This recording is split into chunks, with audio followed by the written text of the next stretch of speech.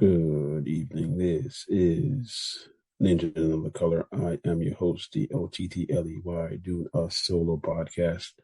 This is Reaction Sunday, reaction to the Falcons and reaction to how the CFP screwed Florida State this year. Again, I am your host, DOTTLEY. Rate us, review us, give us 5 stars, give us 4 stars, give us 3 stars, give us 2 stars. Give us any stars. If you don't give us any stars, we'll just assume that we're doing it properly. We are available on where you get your podcast. That is Spotify, Amazon Music, Samsung Podcast, Pandora, Google Podcasts, TuneIn Radio, iHeart, and yes, still haven't got a Apple ID to be on Apple, so we're still working on that. All right, so this is Reaction Sunday. Let's get it started.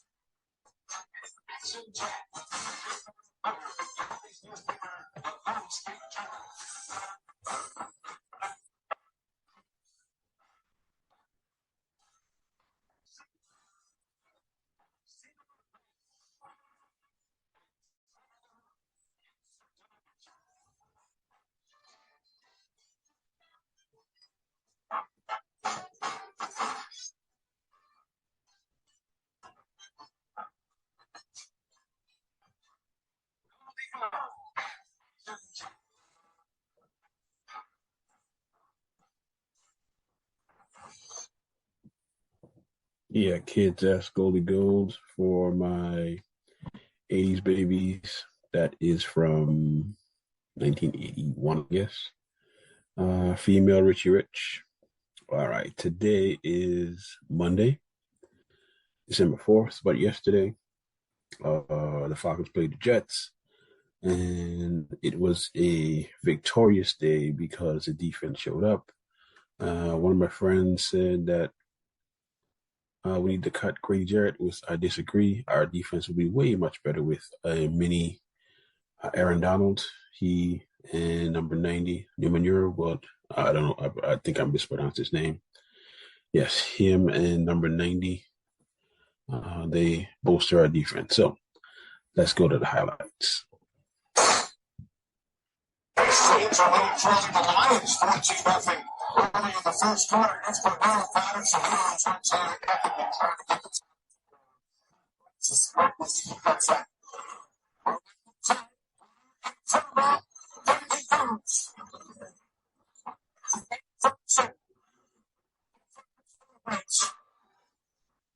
Second 34 looking out of Utah.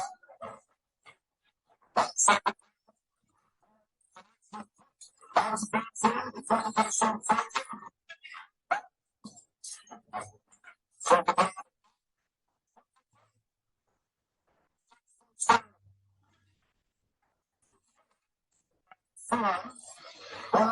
Nice touch. It's a pretty cool time. Contact for the Slayer and Titan. Third down and 12. And turn up.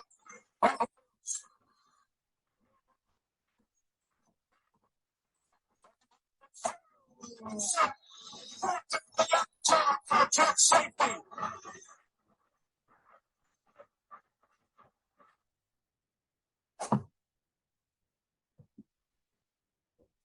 Yeah, they gave up the safety during that time, but there was no really any doubt. Well, there was a little bit of doubt that the Falcons would lose the game. But the crazy thing is, they're as he penetrates, they have no chance. Look at how quickly he gets in the backfield. He blows it up. Ashton Davis, he blows it up as well. He's pushing back Parker Hesse. That was domination by the defensive front. And then Ashton Davis cleaning that up. Great job. 5, turning everything down in the first quarter.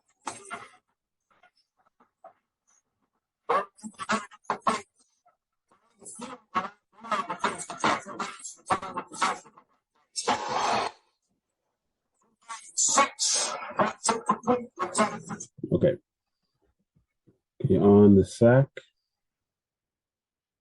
on the safety, number, where is it? Caleb McGarry. That's him, I think, right here. On the sack, he gave up a safety, but after that, after he was taken, I guess he got injured and he was taken out of the game. The offense ran a little bit smoother. Just a thought.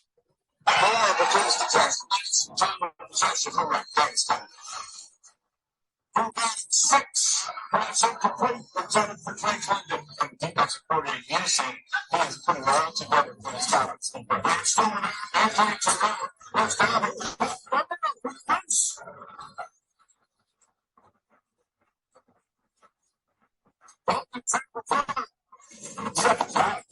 Second down and 9 against Winner. Pressing his face over the bottom, and it's caught by Kyle Pitts for the Falcons first down.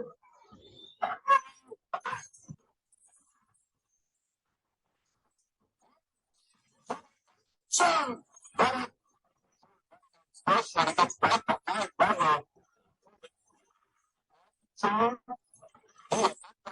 that is a touchdown. Just snap, ready to get the tight ends involved. He's got both of them at goal line, so his Kyle Pitts on the outside gets it back to the Super Bowl. All right, my friend, that's all that. We'll get 6 first. Six first reception tonight. It's the cat fight. Stop.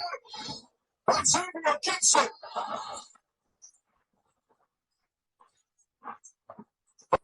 6. Ball starts the pocket, throws over the middle, and Martinez got it to make the catch. Boston first down is Tyler Conklin. 4-5.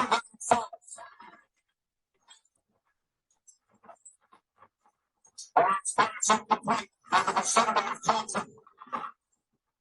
Which makes on. But it's 7 out of the 10.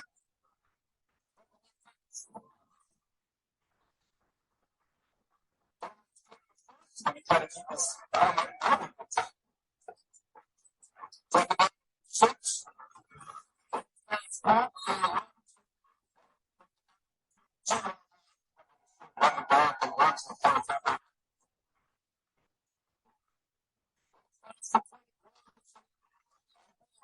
First down, touchdowns.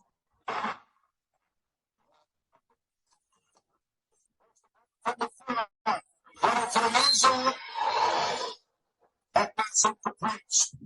All right, right here, we should have gotten a touchdown, but this is blatant pass interference. Blatant pass interference, yes.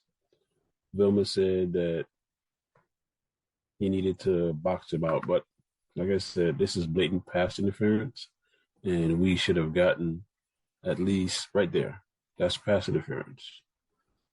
That's more than 5 yards, and is that or defensive holding? But officiating was bad anyway.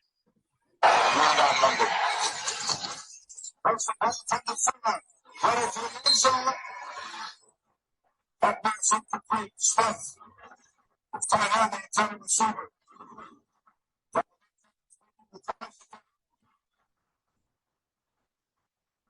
Straight through from third. So the Falcons now need the catch 10 follows. That's on the board. That's completed 9 of 15. And their second start. As a number 10.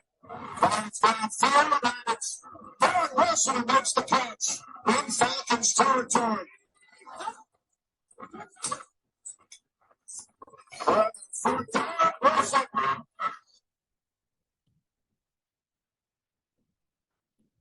Jeff Okudah's not it. I don't care what nobody say. He's not it. He always gets beat. Maybe Clark will probably be it, but Jeff Okudah is not it. Not at all. He is not it. Because look at how he just got beat on that, thinking he got help. That's his look. That's always his look. Always getting beat. He's a weak link, so he's not it.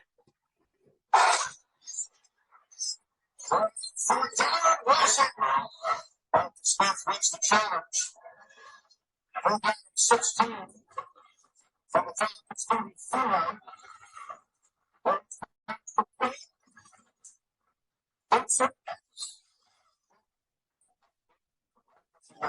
Everybody has to change. 46-yard attempt. Jets. No fumbles. One time by Buffalo. 4-4. Out of the plate, Robinson puts up the first. Gardner.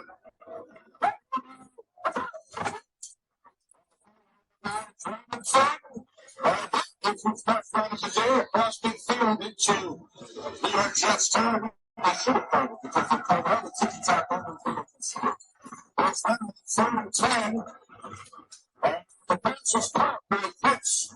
And a first down.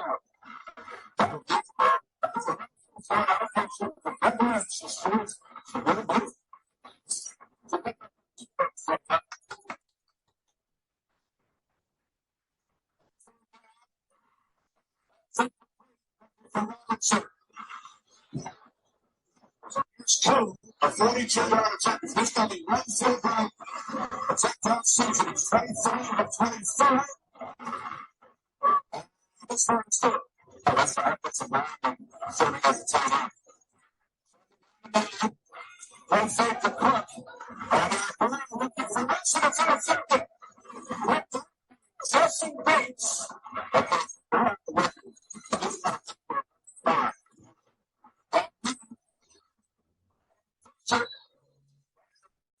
Bates.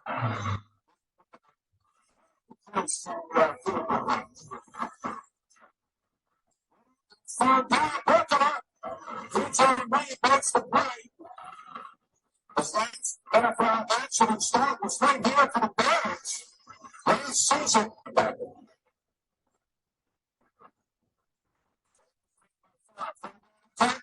Seven hit from behind.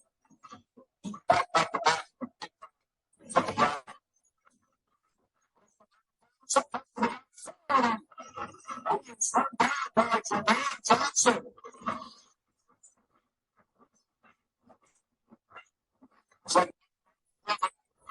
Seven over the middle, complete.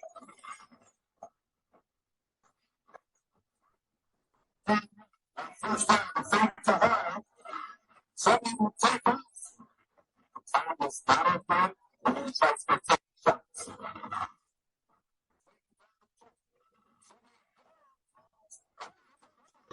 Falcons recover.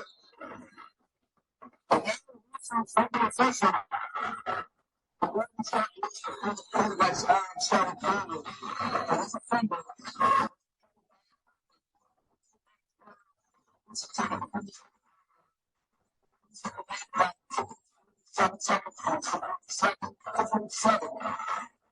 Starting the snap. That was the 30 seconds of first time.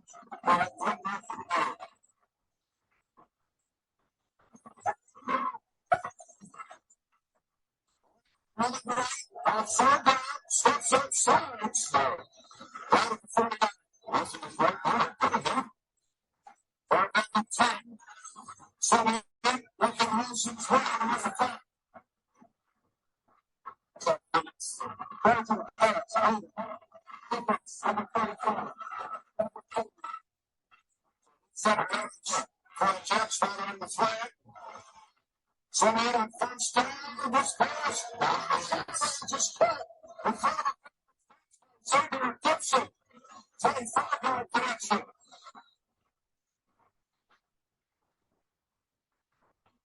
So now on the pressure header on third down. Over close. And a key. The Atlanta Falcons. With their second consecutive game all alone at first base. 3-5 game break. Coming up next, and then America's game of the week. Most of you will see the 49ers and the Eagles. All right, ladies and gentlemen, two takeaways from this game.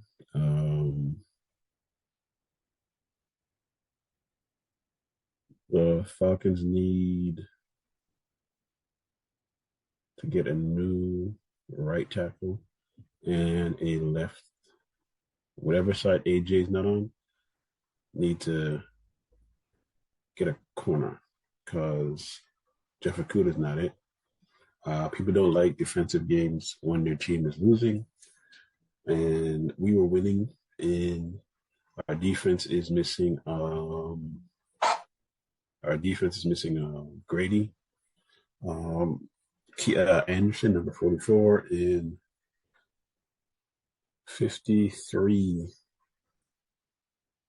The other white linebacker went out at the end of the game, and they were doing. They were playing with a third string middle linebacker. So if we get that dude who just got cut by Indianapolis, we should get him. But anyway, that's the Atlanta Falcons. They're in first place.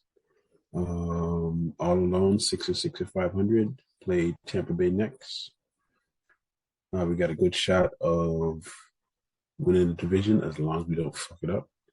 And I think Arthur Smith will fuck it up, but fingers crossed. All right, moving on to our topic of the CFP. Let me say this before we get to that, but we're going to review the Michigan and the Big Ten Championship and the ACC Championship.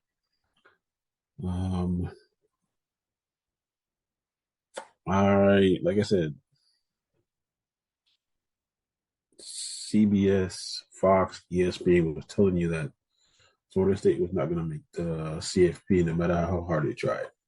No matter how hard they tried, they weren't going to make it. And they're going to, even if Georgia won, I think they would have put in Texas. Texas number 3. They would have put Texas number 4. It would have been Georgia, Michigan, Washington, Texas.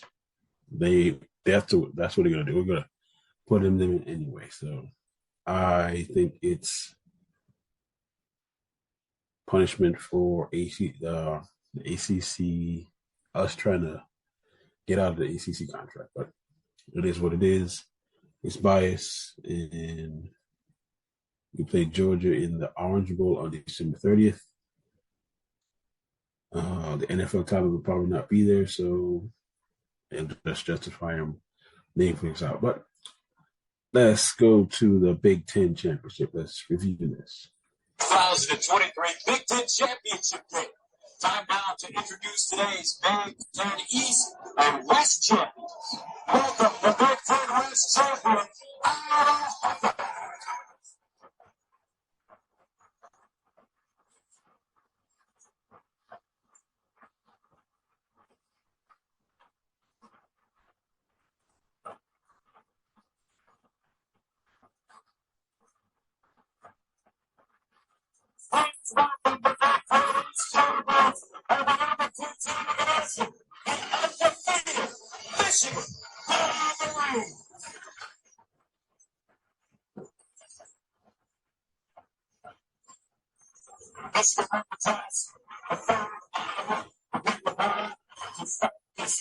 Michigan.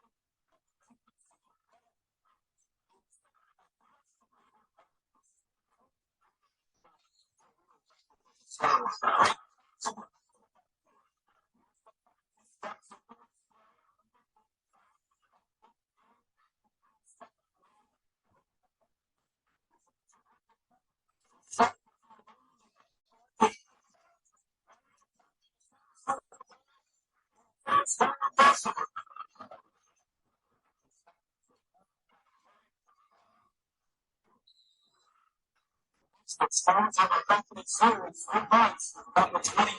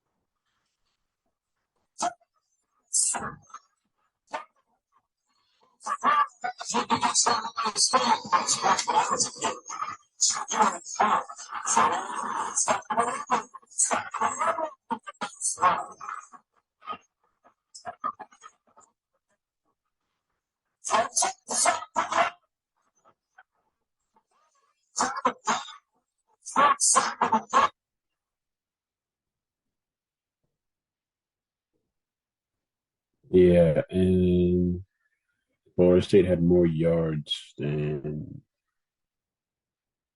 Michigan during their game. So I don't understand how think that we didn't have a shot.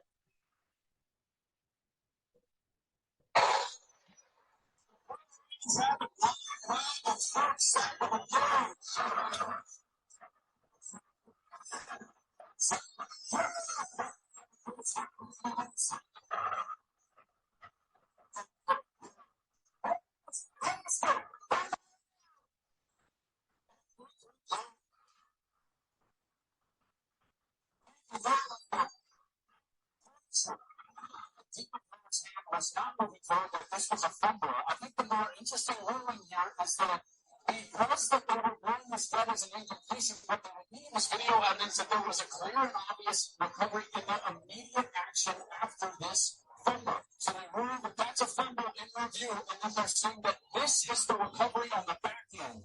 Now, the officials yelling, blowing the whistle, saying incomplete, and then Josh Wallace with the recovery right there. They're saying that's the immediate Brian Ferentz last was mowing on the sideline. Now, the spokesman were told that right before the game, so first down and 6 yard line.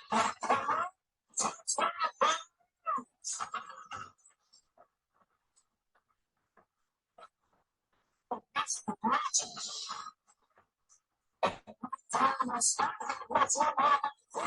Inside the 10, great jump cut to the left side, and that's his 15th. Touchdown.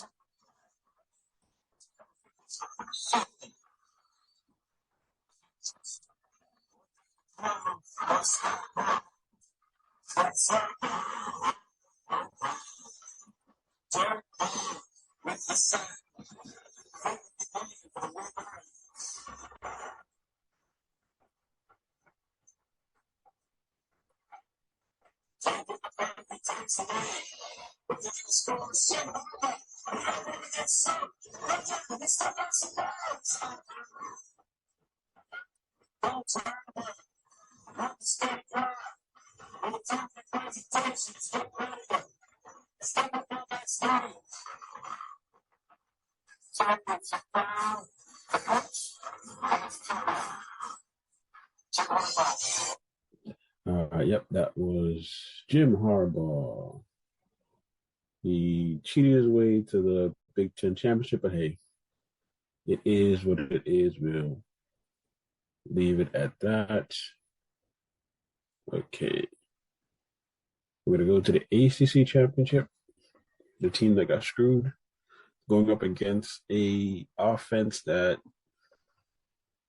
averaged 435 yards a game, held them to 6 points.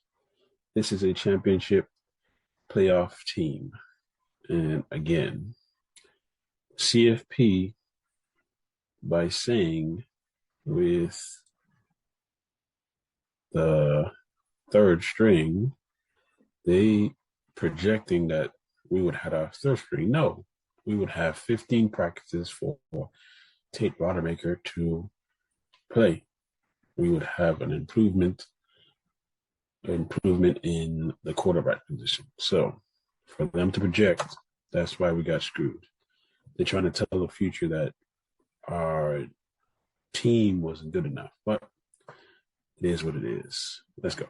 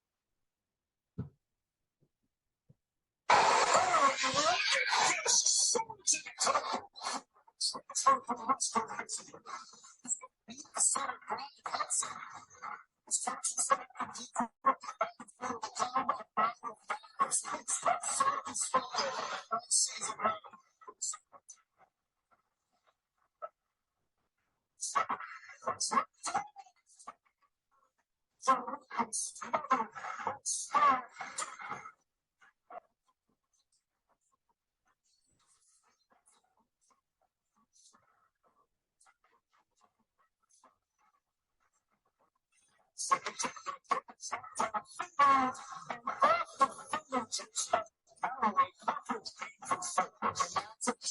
the Tennessee transfer Jimmy Callaway just has to make. He beat Petro Cypress. That ball hits him right. We're not going to go around the chances.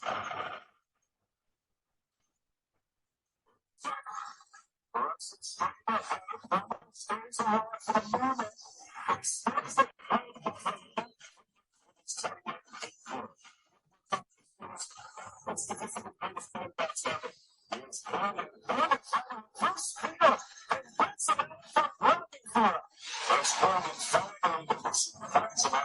Just two was Hayden Drummond, who came all the way into that deep safety position. That's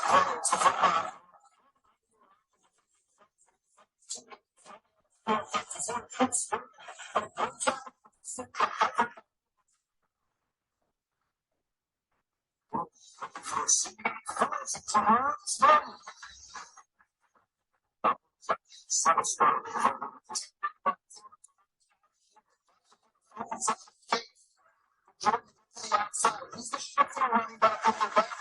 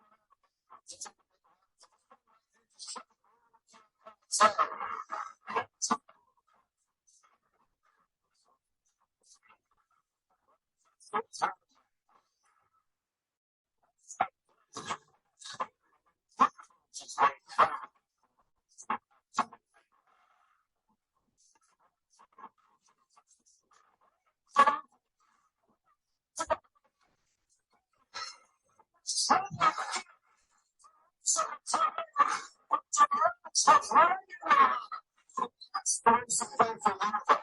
There's a deep hard style. Receivers coming in. But how about DeRoche?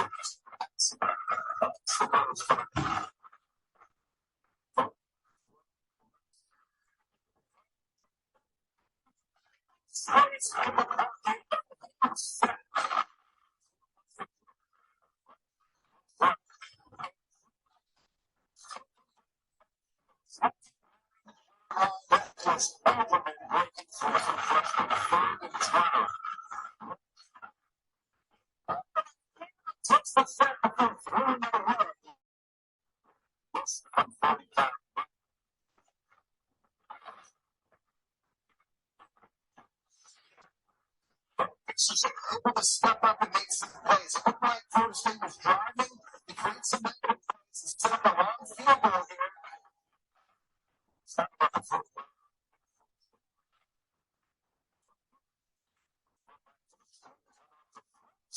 Gets to the inside pass midfield as he is brought down by Brett.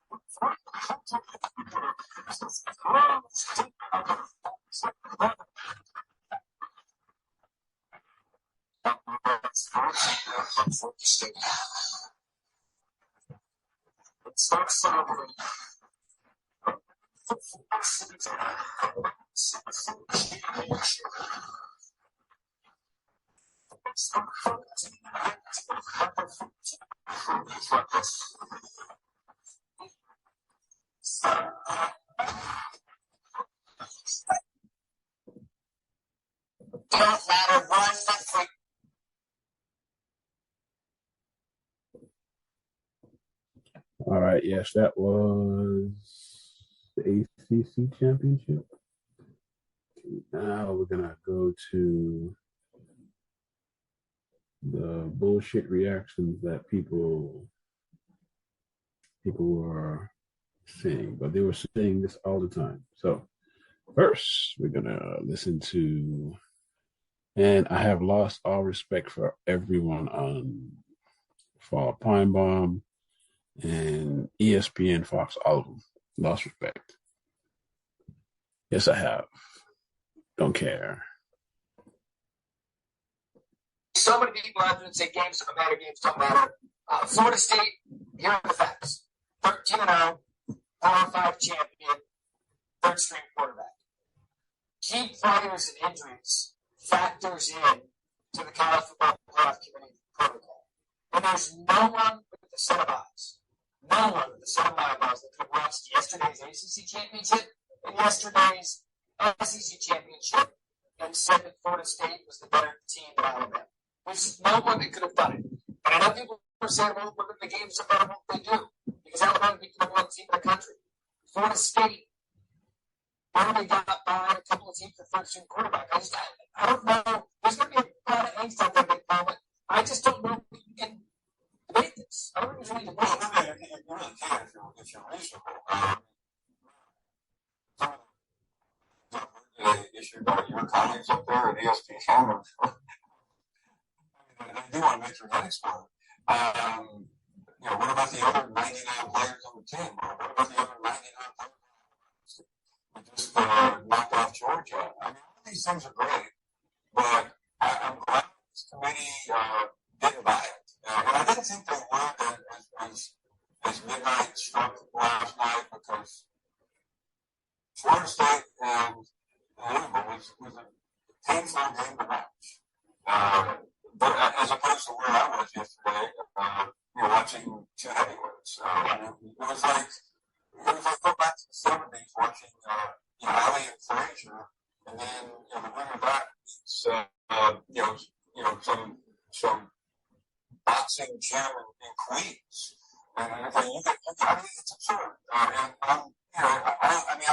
think when it comes down to that, there are a lot of people that really do hate the SEC, and that's fine. I mean, I get it. I'm not really not people think all we do is propaganda, but we don't. I mean, just go through the last 20 years of college football. I don't think you need propaganda to pump that league up.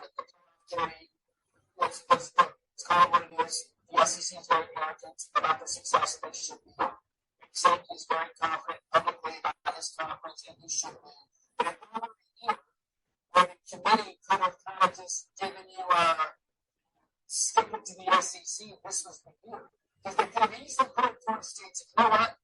Bona fide undefeated champion, we'll let them left out when it starts with that. Now, hey, you know what? Texas beat Alabama. There's our top four. See you guys later.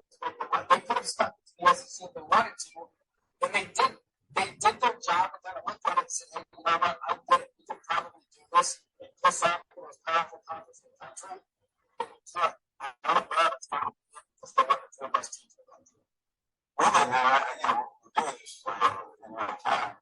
But when you think about the most ridiculous thing that we heard today, is that Georgia is the number 16 in the country.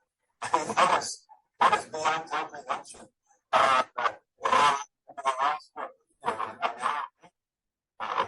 To Alabama. But that's okay. I mean, everybody's had their say. I was glad that as Sunday turns to Monday, we don't get into talking points because, I mean, I'm sick of it. What you said is interesting when I go back to this. I think sometimes when you're focused and strong, as I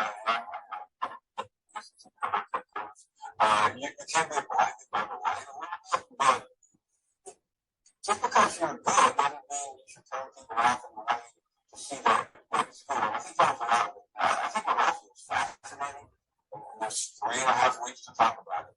But here we have the biggest name in the sport, the greatest coach of all time, taking on one of the most controversial teams and one of the most controversial coaches of all time in the Rose Bowl of all places by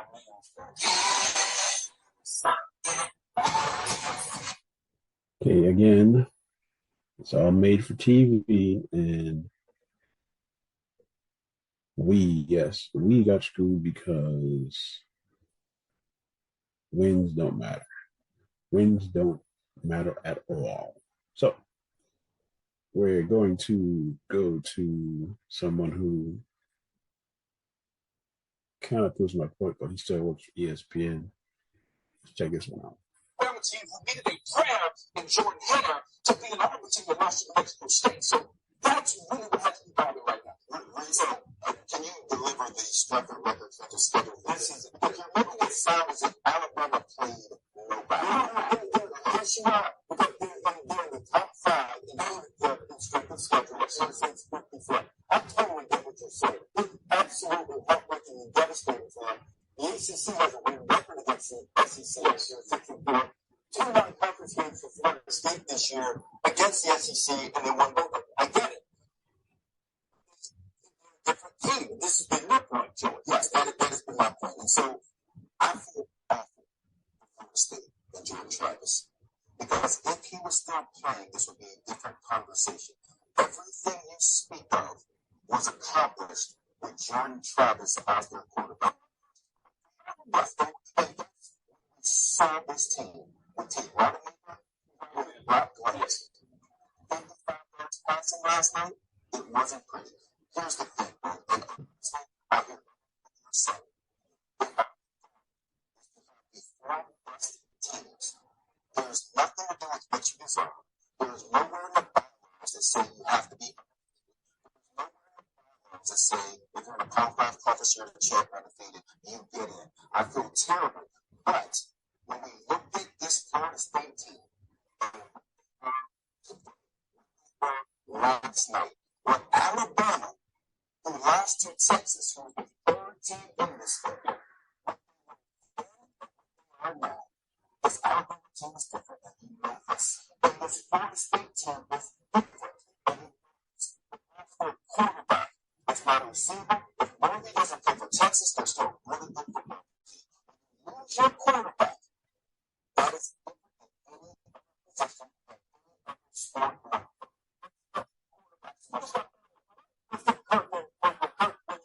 These discussions and these arguments, so on Florida State side, from winning against the SEC to the ACC success against the SEC, is this simply a case where Jordan Travis got been hurt? Or, to be fair, let's say Tate Rodemaker had really put up some numbers offensively in the Florida games. You had a little more data to support that Florida State would be competitive, but this would be a no-brainer decision in the second half of the year. And this all centers around the established criteria by the committee that they evaluate injuries.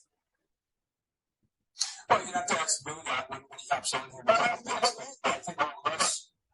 I think if Tate went out and lit it up, it'd be a lot like Jones did for Ohio State. I think the committee evaluated. Okay, for our YouTube audience, this is how fake Mr. Herbstreit is. Every time he got on this selection show, the helmets of the team that were in the top 4 were sitting behind him. Today, before it was revealed, Michigan, Washington, Texas, and Alabama was on top of in the background. So that's why I've lost all respect for him, because that's what they were doing, and no matter what, no one's told me that with 3 weeks, you're telling me that number 14 with practice can't play with any of those? Okay. Based on what they saw. By the way, what Florida State did at the Swamp was impressive. I called that game. That was a tough environment. I don't care what Florida's record was. That game was impressive for them to be able to get out of that game with a backup quarterback. But when you're looking at what they did the last 2 games, and we're evaluating them and all the way down to the third guy, a freshman, this is nothing against Mike Norvell. I think we all are proud and so happy to see that Florida State brand back from where it was 3, 4, 5 years ago to where it is now. It has sustainability. It's going to be around with Mike, and they're going to do a great job. To me, if you took J.J. McCarthy off of Michigan, we'd be saying the same thing right now about Michigan. If you took Michael Penix off of Washington the last 2 games, and they were struggling with a backup, we wouldn't be looking at the totality of Washington's season. We'd be looking at the last 2 games. You have to look at the last couple of games without the heart and soul. This guy is the face of this resurgence of Florida State, Jordan Travis. And to take him out is just as big as any player in the country that you would take off that roster. So to me, it's a reflection of what he meant to that team specifically in these last 2 weeks, getting Tate and getting Brock the backup by the third string guy an opportunity. And it's just reality. You're comparing Alabama to Florida State. You got to give Alabama the nod, even though they're a close game against Auburn in the rivalry. They beat Georgia on a neutral site, and Georgia was the team. And Alabama beat them. You cannot take Alabama out of this. They have to be in. I think the committee did a good job. I tip my cap as well. It'll be interesting to hear when Dr. Bill Corey goes back to the state of the product, and they would have done games. But for a couple of weeks, the answer was that any team was deemed unequivocally, which is also listed in the programs in the process. And whether they up to the in Georgia and got well, and therefore gave Alabama the nod. Here are the resumes. That resume being undefeated, that's what Florida State is going to strength of records in their lifestyle. Alabama has been strength of schedule rate. They have edge in wins, loss records with respect to 25 and 20 numbers of wins. And the key wins are pretty close with the one that we certainly like when it is Georgia and Cowboys. Yeah, and that was like they ultimately were picking up the edge. The way that they were, as much as anything else, controlling the line of scrimmage, dominant the run game at times. Defending the pass, Georgia came in as one of the best passing teams in America, and the lockdown coverage on those 5 teams, including Brock Bowers, was remarkable. I'm still amazed by the decision that was made. And looking at all of this, Alabama, there is no question in my mind they're one of the 4 best teams. But they're Florida State. But back to the original point, I wonder how much the decision had to do with Alabama's affiliation with the SEC and the SEC's performance at the top of college football when given the opportunity over the course of the last 10 years in the playoff and the 15 years before that was the BCS. I wonder the SEC how much that factored in. Because it's tough. It's really tough to consider crowning a national champion without an SEC team being involved in the top four. It's really hard to imagine that, just given how that league has played in championship settings over the last 2 decades. And if you look at that point, then to me, you're projecting, you're trying to get the best matchup based on performance, not getting the team that deserve to be in that league. And I think we look at this in the selfish standpoint. We want the best matchup so we can say, you know what?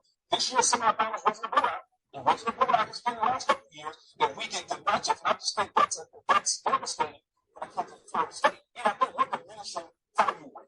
It's okay to win with defense. It's okay to have a dominant defense and win a football game. But those numbers have to be strong 50 or 60 points. And I think as a football nation, as a group of analysts, we got to wrap our mind around it, because to me, this is about let's get the four best matchup. We can sell it and we can probably take it. Who cares if Florida State won 16-6 with defense? They dominated the other team for the defense is strong. Who cares? I don't either. Keep, like, this just proved. I agree with Porter, but it is what it is. They wanted the best for my show, but you know what? It is what it is, man. That's what they wanted to do. So I guess we gotta catch them next year. Gotta catch them next year in the 12 team with a different team, and then it'll all be forgotten. But let's do one more reaction. One more. Check this one out. For now, there's no more speculation or debate. It is fact. And it's fact that Michigan's our number 1 seed. It is fact that we're going to see down in New Orleans, Washington as the 2 seed, play Texas as the 3 seed, and we go out to Pasadena when it's Alabama in the 4 seed. And not FSU, and not Georgia, and not Ohio State, or anyone else. I'm stunned by some of the things that I've seen and heard today.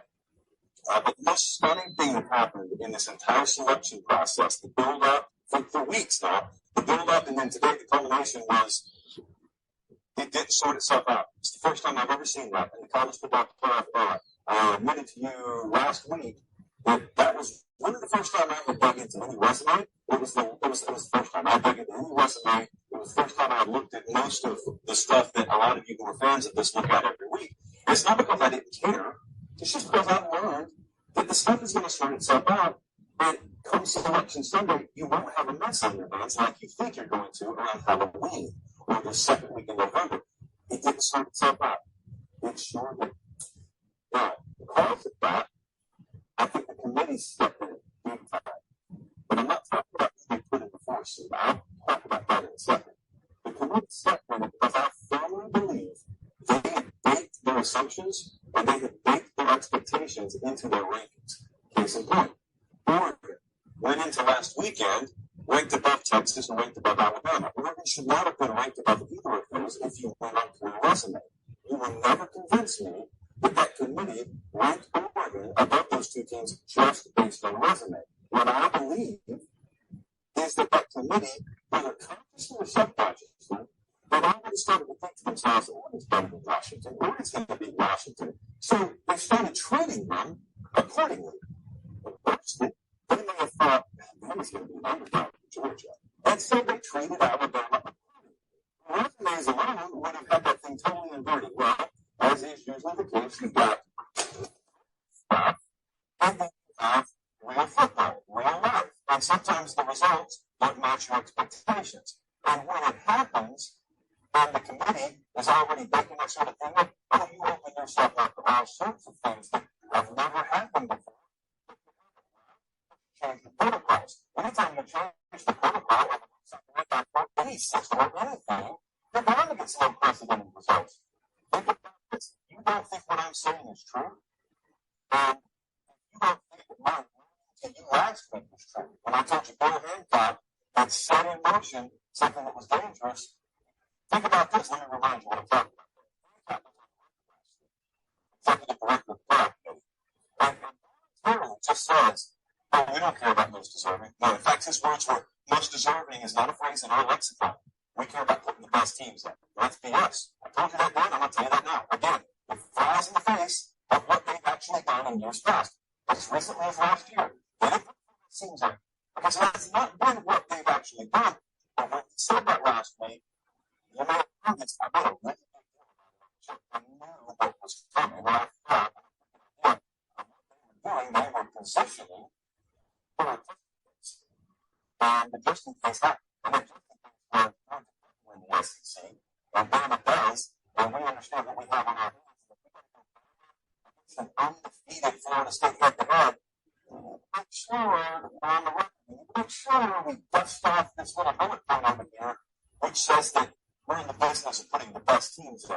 Well, that's not the way they've done things. And also, they haven't always baked in their expectations to their rankings. And they did this year. And that's why Bama was all the way down to the 8th spot. And Oregon was all the way to the number 6 spot. Even though Bama's resume was better than Oregon's. If you don't think what I'm saying is true, and you think it was just business standard as usual, tell me this. What happened yesterday?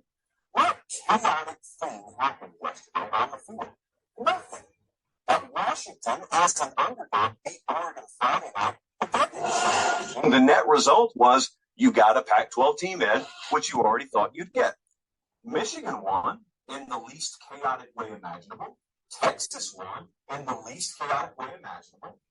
You had an upset on the field in Atlanta, and all that should have meant, maybe at the most, was a different SEC team was other than Georgia.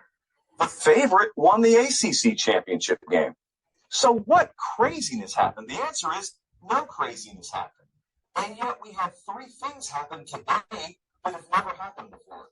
You had 2 teams that were ranked below number 6 jump into the playoff. We've never had that before. We had 2 do that today in the final rankings. You had an undefeated Power 5 conference champ like that. You've never had it before. You had number 1 fall all the way out of the top 4. You've never had it happen on Selection Sunday. And yet all 3 of them happened. You don't believe me when I tell you their protocols changed and their mode of operation changed?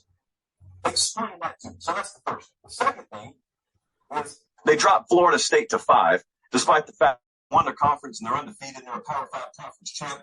There was no right path here. There was no right path. I thought you could see that coming from a mile away, that if we kept training headlong towards this cliff and no one hit the brakes, or in this case, no one lost, we were going to have a mess on our hands. I've heard Mike Norvell's statement on this. I've heard George Travis' statement on this. I've heard Jim Phillips, the commissioner of the ACC, statement on this. None of them are wrong. None of them are wrong. And yet I think the committee made the right decision. I'm the one who sat here a couple of weeks ago and told you, if Florida State was undefeated, you can't leave them out. And I still feel that way. So how could I possibly think the committee made the right decision, the correct decision? I want to word this very purposely. How can I feel the committee made the correct decision if I also feel like Florida State should have been in? The answer is there's no right decision. There is no right path. There were a couple of wrong paths here, and that's why I'm merely saying I thought they made the correct decision. But here's what I don't care about. I want to really peel back the layers slowly here. I don't care that there's never been an undefeated Power 5 champ left out. Okay, that's not criteria. Like, that's not a data point per se. That's just a thing. That's just a bullet point on a run sheet that they hand you before you go on air, so you'll sound intelligent when you're talking. It's just because no set of circumstances unique enough has presented itself. And by the way, we're not 100 years into this thing. So when you tell me so-and-so or such a thing has never happened, and we're only talking about something 10 years old, I don't care. It's like Uncle Bruce has never come to family reunion. Well, we've had 3 of them. So it's not like that's some long-held trend, a long-standing trend. I'm back to the point that it's unprecedented. I never cared about that. What I care about is should Florida State be in or not. So I'm watching along with the rest of you last night. I stood on the field for the SEC championship game. I watched Florida State's game afterwards. It's very clear there's a different caliber of football being played. However, I am fully on board with anyone who tells me results on the field should matter. You know I fight for that all the time. I'm going to get to that in a second. But that's an argument a lot of people are making, and I'll give you my 2 cents on it. I've thought about that, obviously. And I am of the opinion that I don't like when a committee of people starts to think that they know the value of a football player. That's what happened here with Jordan Travis. No one's even pretending that isn't what happened. The chair of the playoff committee said, hey, they're a different team without Jordan Travis, which translates to had they had their quarterback healthy, or had they just lied about his status and pretended he'd be back for the playoff, you're probably in the playoff. That's true. No one's debating that. I told you when this happened, I wasn't interested in hearing anyone assigning value on Jordan Travis because you don't know what he's worth. No one does. Secondly, I think it should be noted, Florida State did not get competition this year. They scheduled LSU at the beginning of the season, and they beat them. They go two, or they play against Florida every year, and they beat them. They had to go on the road to Clemson in a conference game, they beat them. And so they went wire to wire undefeated. I know as much as I can know how hard that is. So every complaint I heard from FSU folks, I just sat there in silence. But you're right about it. You got screwed. Had Donovan left out, they would also have been screwed. There was no right decision here. No right way to go.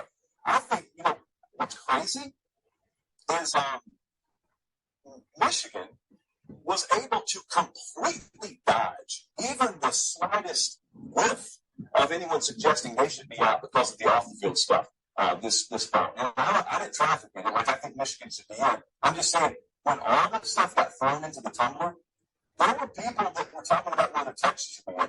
There were obviously people talking about whether Bama should be in, Georgia should be in, FSU should be in. And no one, to my knowledge, maybe a few on the fringe, but largely no one's no knowledge, talked about Michigan.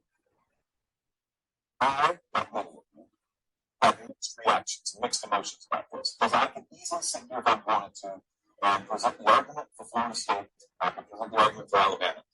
I'm telling you, at the end of the day, if I have a ballot, those are the teams I'm putting in, and they put them in the order I would put them in. So let's go through the reactions to that. The first reaction that's been real common today is, oh, this thing's rigged, man. This thing's rigged. Well, it's not. We'll leave it right there. But yeah, it kind of is because they're trying to make money. You can try to say that all you want, but it is kind of rigged. Yeah. But we got screwed, so that's what it is. But it is what it is. And we will play Georgia. Depending on if we have our full defense, we are going to smoke them. If a couple of players sit out for the draft, it'll be a close game. But before we go, check out the new Kong Godzilla New Empire trailer. Have you seen it? For our YouTube audience, check it out.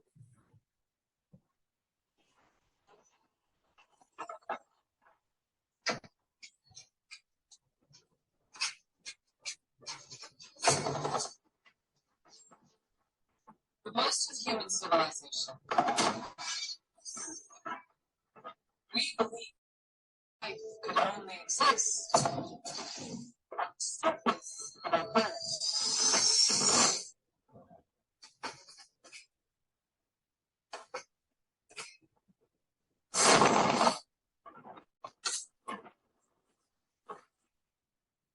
What else do we know about?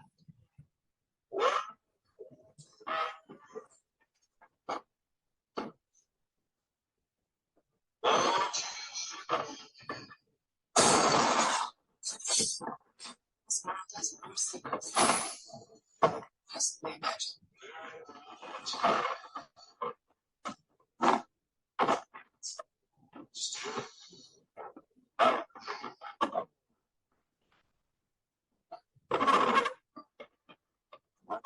What's that? That's not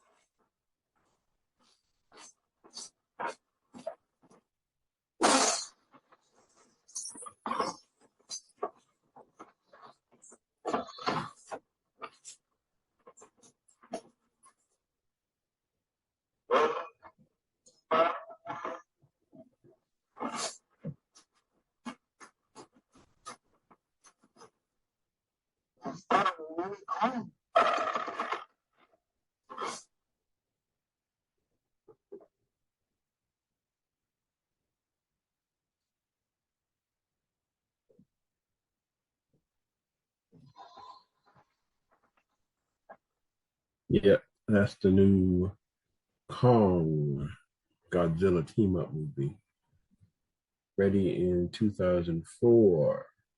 So, are you going to see it?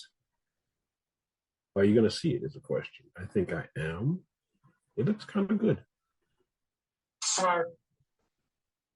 Yeah, it looks kind of good. So, this has been Ninja Another Color. I am your host, Dottley. Today we have went over football reaction Sunday, and what we found out is the Atlanta Falcons are better, has a better defense than the Jets have offense. The CFP committee projected and left Florida State out because they think that we will get better at offense. But I put that team up against any of those four, and the defense will dominate, and our offense will do enough for us to win. And we saw the new Kong trailer, Kong Godzilla, a fuchsia or pink Godzilla, evolved Godzilla. So get your jokes ready. They're gonna be coming so fast. This has been Ninja of the Color. I'm your host, Dottley. Rate us, review us. Give us 5 stars, give us 4 stars, give us 3 stars, give us 2 stars. Give us any stars. If you don't give us any stars, we'll just think that we're doing it properly. Tell a friend to tell a friend. Rate, subscribe, follow, pass the link. We are available on where you get your podcasts, Spotify, Amazon Music, Samsung Podcasts, Pandora, Google Podcasts, TuneIn, iHeartRadio. Yes, and I'm still trying to get Frank to give me his login. So this has been Ninja Color. Check us out next week.